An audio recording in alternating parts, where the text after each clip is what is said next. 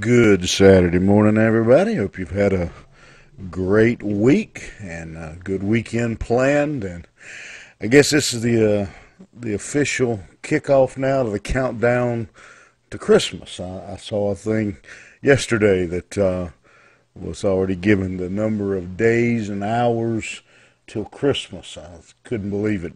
I won't even tell you what it said, but I said it vacation week, as we've always known it in this area, I guess is winding down, and so getting ready for the hot part of summer. And hope the other thing you're getting ready for this Saturday morning is worship tomorrow morning. Again, Sunday church attendance is a Saturday decision, so I hope you're making plans to be in God's house tomorrow.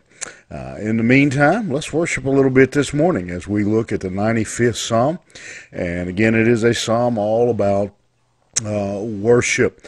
We looked at the call to worship in the first 5 verses yesterday.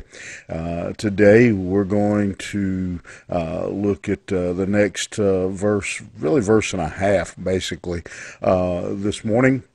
And it is an invitation to worship. It is inviting us into the presence of God.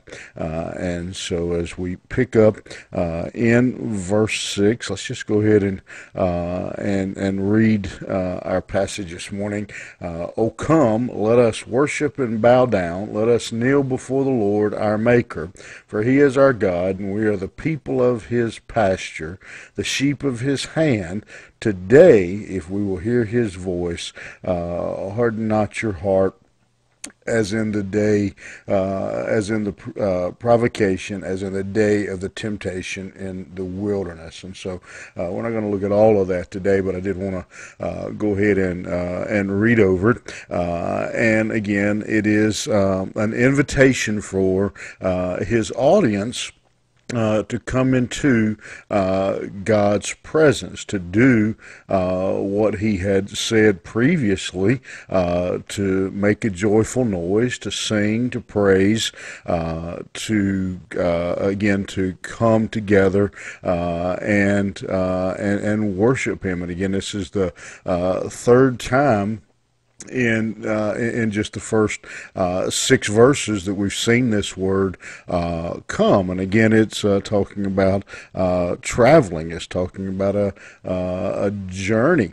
And so he's saying we have to make the effort, I think, to go and to worship him.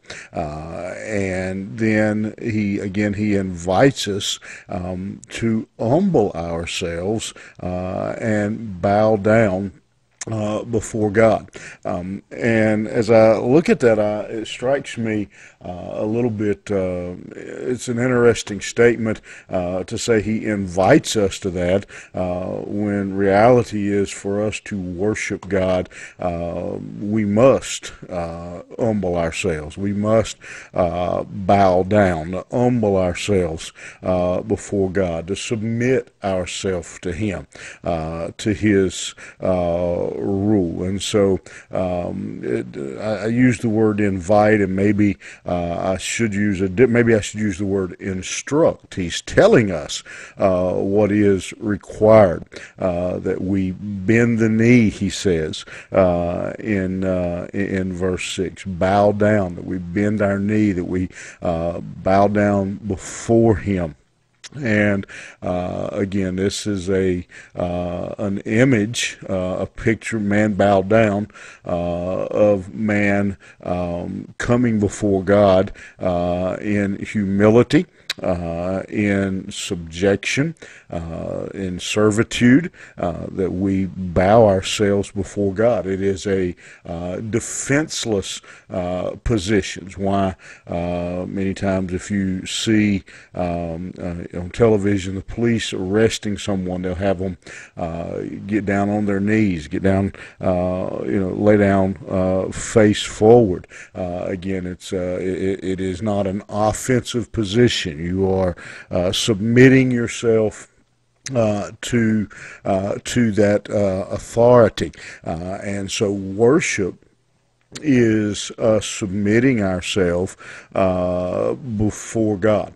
And so I think as he writes this, we're talking about both a literal and a symbolic gesture. It is good for us to kneel literally, physically, to bow before Him at times. Maybe not, we don't necessarily spend our whole worship time kneeling, but again, it is I think physically that we do kneel. I would encourage you in your prayer life, if physically able, you can pray anywhere, anytime. You can pray driving down the road. You can pray laying in your bed, sitting in a chair. But I would encourage you to occasionally pray from a kneeling position. From that position, it does something to our mind. It does something to our I'm going to use the word psyche. I don't know if that's the right word or not, but it just gets us in a different frame of mind when we are kneeling before our God. But again, it's not only a physical, but a symbolic, that we are bowing before Him, submitting ourselves to Him. Physically, when we literally bow, it reminds us again that of who we are and our position, His position.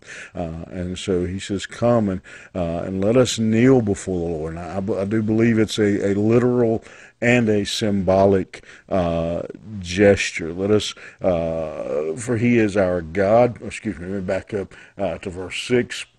When he says kneel before the Lord, our Maker. I don't want to skip over that. Again, he created us. He is our Maker. Some might say, well, why should I bow? Why should I kneel? Well, among the other things He's already mentioned, that of God being a great God, of creating, He is the strength, the sea is His. He reminds us in this verse that He created us, that He is our Maker.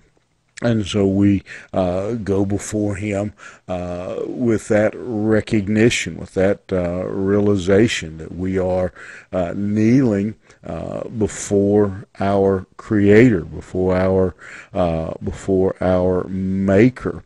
And so certainly, again, that puts us into again the proper frame of mind as we worship, as we pray, that we would worship Him. Verse 7, He is our God, and we are the people of His pasture, and the sheep of His hand. And so He just reminds us here that God is our shepherd. Now, most of us, we're not very shepherd-minded. We're not, that. Most of us, the most farm-oriented we get is we might have a few tomato plants in the backyard or something. But for these people to hear that He is our shepherd, it would have been a very real, very an illustration that was very alive to them.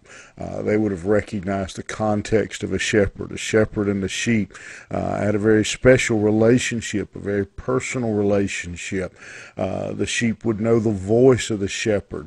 The shepherd would know his sheep and be able to pick them out of a group of sheep, and he would care for them. The shepherd would tend to them when they were sick. He would rescue them when they were strayed. He would protect them from the enemy. I mean, it was a very special relationship, and we are reminded here that that is the relationship that we have with God. And so, I would, if you want to do some side reading on that, there's a book called A Shepherd Looks at the 23rd Psalm that I would recommend to you. And if my mind serves me right, the author is Philip Keller.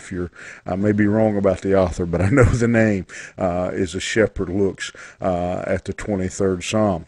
And so I would encourage you to, if you really want to dig into that, that you'd pick that book up, and again, I don't. As I've said before, I don't get any revenue from that recommendation. I just punched it up here on my computer. It is Philip Keller, the author, but he really delves into that shepherd relationship, and as we finish here, we're going to stop in the middle of this verse because the seventh verse, the second half, kind of goes off to a different issue. But it's just a reminder to us that worship is subjection. It is putting ourselves in our right position before God. Again, it's not just a matter of going into the church. It's not just a matter of spending an hour in church, or singing or shouting, or running, or waving your hands, or however you might your worship, whatever it may look like. But it is actually you can wave your hands, you can shout, you can praise, you can do all those things, and yet never submit your heart and your life to His lordship. And again, our worship is to be submission, that we are subjecting ourselves and acknowledging Him as our Creator, our Shepherd, as the psalmist writes here, presenting ourselves, coming to Him as sheep, as living sacrifices, as the New Testament calls us. And so worship is so much more than going into the church for a period of time, or at home, or wherever you choose. Worship is so much more than an order of service and a little bit of prayer, maybe some preaching. All those things are elements, but worship is when we actually submit ourselves and we lift God up into the position that He deserves, again, as Creator, as Shepherd, as our leader, as our King, as our Creator. All these things that He has mentioned to us in these opening verses. Most of all, the rock of our salvation, as He calls Him in the first verse.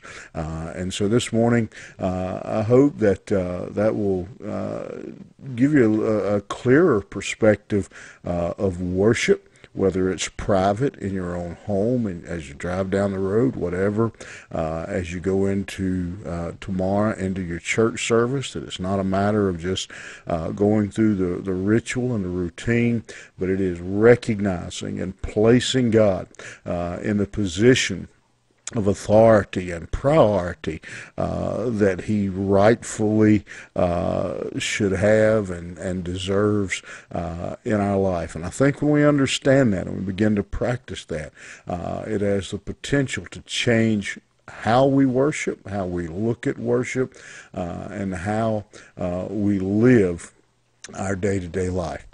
All right. I hope that encourages you to rethink worship and to give God the credit He deserves as our great shepherd, our Creator, and hope to see you in God's house tomorrow morning worshiping Him. Have a great day. We'll see you back here Monday morning.